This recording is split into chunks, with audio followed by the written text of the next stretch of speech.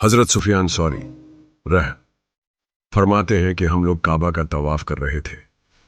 मैंने देखा कि एक शख्स हर कदम पर लब्बैक पढ़ने के बजाय दरूद शरीफ पढ़ रहा है। मैंने उससे कहा, तुम तस्बीह और तहलील छोड़कर सिर्फ दरूद शरीफ क्यों पढ़ रहे हो? क्या तुम्हारे पास इसका कोई शरई सबूत है? उसने कहा, अल्लाह ताला आपको सेहत और आफियत दे। आपका नाम क्या है? मैंने कहा, मुझे सुफियान सौरी कहते हैं।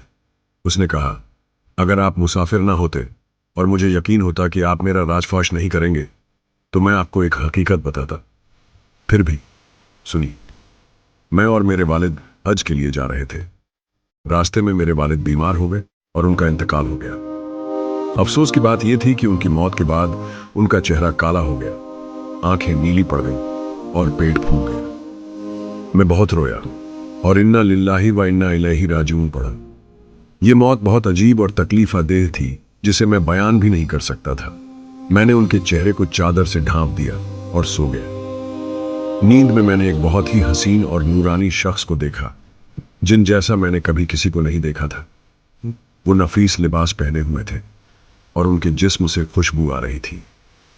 वो मेरे वालिद के पास आए, उनके चेहरे से चादर हटाई और अपने हाथ से उनके चेहरे पर फेरा। अचानक उनका चेहरा दूध से भी ज्यादा सफेद हो गया। फिर उन्होंने पेट पर हाथ फेरा तो वो भी पहले की तरह सही सलामत हो गया। जब वो शख्स वापस जाने लगे तो मैंने अर्ज किया, आपको उस जात की कसम जिसने आपको मेरे वालिद के लिए रहमत बनाकर भेजा, आप हैं कौन? उन्होंने फरमाया, मैं मोहम्मद सल्लल्लाहु अलैहि वसल्लम हूं। तुम्हारा वालिद अगरचे बहुत गुनहगार था, लेकिन मुझ पर बहुत ज्यादा दुरूद शरीफ पढ़ता था।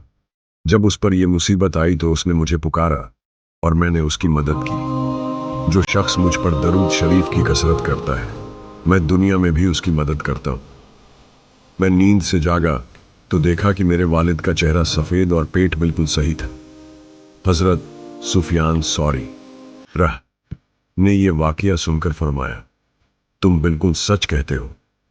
और फिर अपने शागिर्दों को हुक्म दिया कि इस वाकये को उम्मत मुहम्मदी तक पहुंचाओ और अपनी किताबों में लिखो, ताकि लोग समझें कि रसूलुल्लाह सल्लल्लाहु अलैहि वसल्लम पर दरूद शरीफ पढ़ने की कैसी बरकत है, जो इंसान को दुनिया और आखिरत